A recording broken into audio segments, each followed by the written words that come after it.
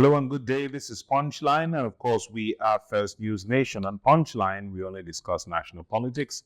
Thank you for joining us. Don't forget to like and subscribe to all our social media handles as you see here: Facebook, Twitter, Instagram, or YouTube. But for those of you who are going further to enable notifications on all these platforms, thank you as well. At First News Nation, you could also follow us on our online radio. It is News Nation FM. Link is on the bio, and you can see it on the screen displayed. We have a very important conversation to have right now. It's about the NLC strike, the new minimum wage, and fuel subsidy. We'll be right back.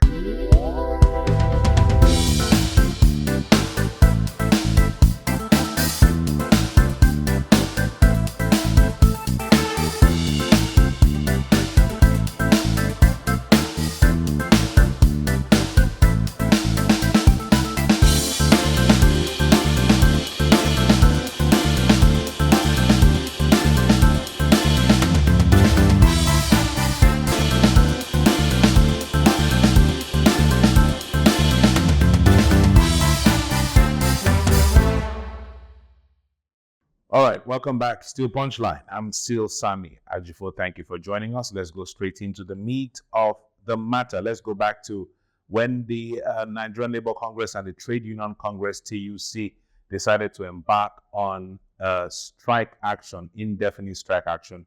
They set the strike for the 3rd of October, understanding that the 1st of October was our Independence Day, 63 years as a nation. 2nd of October was declared by the Minister of Interior, Dr. Olubunmi Tunji-Ojo, as public holiday. 3rd of October was to commence the strike action by the organized labor. And there are many demands that the labor has been making to the federal government. Several times, Labour Congress have decided to go on strike several occasions, and then those strike actions will be called off.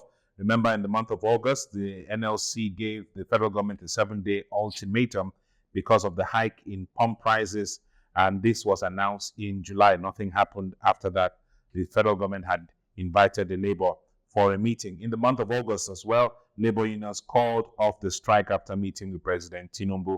Presidency said labor called off the strike after a promise that the refinery in River State, Port Harcourt to be precise, will be operational in the month of December 2023. Going forward, the NLC also declared in this September that there will be a 2-day warning strike for fuel subsidy removal, and it was embarking on a protest against the federal government for failing to address the challenges of the fuel subsidy removal. They demanded that the federal government pay a minimum wage raised from 30,000 naira to 200,000 naira. That was what the labor unions were clamoring for. Now, when the labor unions said they were going on indefinite strike, a lot of people thought maybe this time around it'll be something more serious. The labor union will not call off the strike for any reason whatsoever. But unfortunately, or fortunately, whichever the case, the labor unions called off the strike as at just 1 day after they were declaring it. And today, the labor unions have met with the federal government and suspended their strike for 30 days. It's called to question whether the labor unions are actually serious. It's not like Nigerians are waiting for a strike action. Some people are asking, yes, the strike action is necessary because the federal government needs to understand the gravity of what the strike action means to Nigerians. So unions and some other people had already, unions had written to their members asking them to get ready to down tools, yes, that they were going to go on the strike, only for labor unions to say they had met with the federal government again, and now they are reviewing that. The last time they said they met with the federal government, they said they were giving them benefit of the doubt. Now, the question is, why was this suspension necessary? Is the labor unions, are they actually serious with this strike action, or are they trying to, horse trade or play chicken with the federal government? That's the question we're asking. At what point was this strike action important? Now, what was the strike all about? Removing fuel subsidy or creating measures to cushion the effect of the fuel subsidy removal? And that was what the labor unions had asked for in the very first place. They had a list of demands. One of them was increasing minimum wage from 30,000 naira to 200,000 naira. They also asked for palliative measures, which the federal government has come out to say, yeah, we're going to spend about 100 billion naira to procure CNG buses. We're going to also have 55,000 CNG conversion kits, which means that they are going to create several places in Nigeria where your cars can be converted from fuel to CNG, that's compressed natural gas. Now, it's supposed to be cheaper. That's the idea behind the entire thing. But the big question a lot of us have to ask is, what difference was this going to make?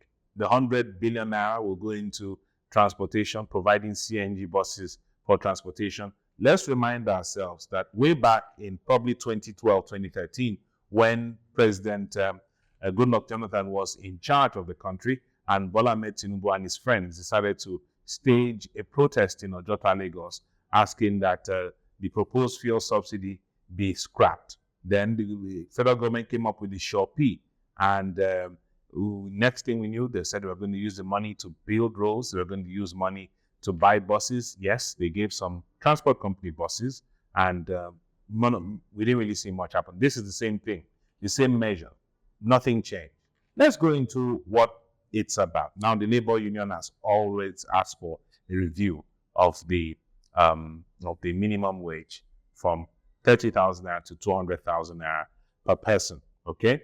Now, federal government has offered to pay a palliative to every worker, and get this, in the employ of the federal government, not state governments. The federal government is willing to pay every worker for a space of 6 months only, starting from the month of September to probably February 2024, a wage of 25,000 naira added to whatever you're earning currently.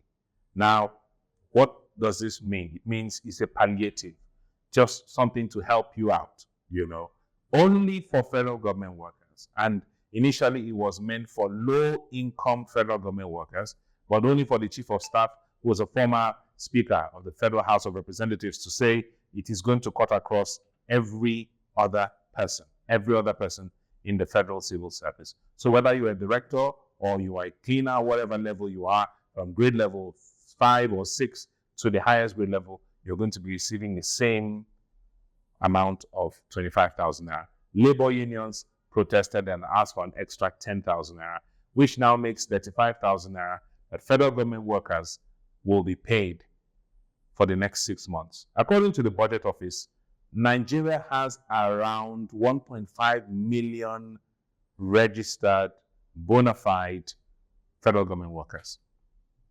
And that includes the military, MDAs, ministries, and everything. 1.5 million. How many are we in Nigeria? We're hitting about more than 200 to 300 million, 250 million or so. The number has gone higher. But the federal government is paying only federal workers, not state workers, that amount of money. Let's go straight, continue this conversation, which means that for the space of 6 months, every worker will be earning about 210,000 naira for the space of 6 months at 35,000 naira a month. That will aid in cushioning the effects of the fuel subsidy removal. But then we go back to ask ourselves the question, has fuel subsidy actually been removed? Has fuel subsidy been removed? We thought it's been removed, only for us to have recent information that the federal government is still paying fuel subsidy. They're still paying, and that in the month of October, this month, they're going to pay a very large amount. I won't mention the figure because it needs to be substantiated. But reportedly, the federal government paid 169.4 billion naira in August to keep the pump price at 620 naira per liter. Now, the idea is we're paying you this money as federal government workers because we're removing subsidy. So why are you still paying subsidy? Let's go on. Now, the strike was suspended, like I said, for 30 days, pending when the federal government meets all the demands. And the federal government is not going to meet all the demands. And then the labor will come out again in the month of November and say they are going on strike. And that strike might extend into December. And probably in January again, they'll keep talking about this strike, removing strikes, and all that. The federal government is planning that this new palliative will start soon. But there are some state governments who have taken the bull by the horn to also increase the minimum wage or allowances for its workers. We consider states like Bayelsa State. Bayelsa State is one of the 15 states that refuse to pay minimum wage as at February this year. So something has probably happened. They're now paying minimum wage. Bayelsa State, Ogun State has also offered cash payment of 10,000 naira per worker, and that will also include local governments. Edo State has also increased their minimum wage to 40,000 naira. That's in Edo State, in Bayelsa State and Ogun State.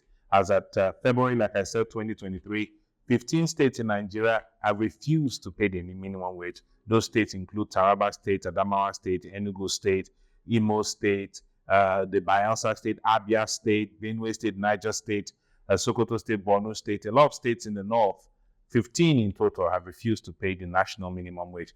And the federal government is expecting that this palliative thing should also trickle down to the state level. How will they pay it? How will they pay it if they cannot pay minimum wage? And if the labor unions are clamoring for 200,000 naira for the minimum wage for workers, if 16 states cannot pay 30,000 naira, how will they pay 200,000 naira? Maybe these 200,000 naira they're trying to hit for something. Maybe it will end up at 50 or 55,000 naira for the minimum wage, whichever be the case. The federal government is going to have to find money to pay for that. And we're going to watch and see how that goes. According to statistics as well, 70% of the private sector are unable to pay. They are unable to pay the minimum wage of 30,000. Will you blame them? How much do we earn? How much are we taxed as a private sector to be able to sustain 30,000 national minimum wage? Poor IGR, high inflation, high exchange rate, high cost of living, transportation, burdening taxations are one of the issues that everyone is facing. So the 6 months that this is going to happen, this is going to be enjoyed. I mean, the 6 months of 35,000 naira will be enjoyed by federal government workers. The federal government will only spend 315 billion in that space of time, in 6 months, from September to February 2024. So who loses? So is this 315 billion that the federal government will spend in 6 months, is it going to be coming out of the 500 billion that President Tinubu borrowed from President Buhari's borrow? Yeah, remember when we talked about the fact that President Buhari borrowed money and President Tinubu is borrowing about 500 billion out of what President Buhari borrowed. Now, is this 315 billion coming out of that 500 billion? So if you make sense of that, and they are going to be also spending 100 billion on what do you call this thing? On CNG buses and transportation, which makes it 415 billion. How much did they give the Senate? So when you calculate all this, how much did they give the National Assembly? How much did they give them? So when you calculate all this and all that, just to cushion the effects of the minimum wage, of fuel subsidy removal, we ask, is it sustainable? Is it sustainable? And according to labor laws in Nigeria, the Labor Act, according to labor laws, minimum wage is supposed to be reviewed every 5 years. The last time it was reviewed was 2019. So it's nearly about time to review the minimum wage again. Probably by next year, 2024, I'm sure the Nigerian Labour Congress will make a more serious push to ensure that minimum wage has been reviewed upwards. But can Nigeria sustain it? Will President Tinubu be able to sustain paying that? Will the state governments, when 15 of them cannot even pay the national minimum wage, can they sustain it? At the local government levels, what are they going to do? What are they going to do? We need to ask ourselves the question. 1.5 million workers in the federal civil service, a chunk of those people, fake workers, a chunk of those people have left this country, jackpot out of this nation. A chunk of those people probably don't show up at work. Some of them show up at work late. And when they are told to go back home or be punished for being late, they stand at the gate and tell the Honorable Commissioner of that ministry to leave. A lot of things need to be discussed at the federal level and cutting the cost of governance. What do you think about this? Drop your comments in the comment section below. Don't forget, this conversation will continue on our social media handles. It will also continue on our online radio, News Nation FM. Thanks for joining us. And well, go ahead and like and subscribe to all our social media handles, Facebook, Twitter, Instagram, as well as YouTube.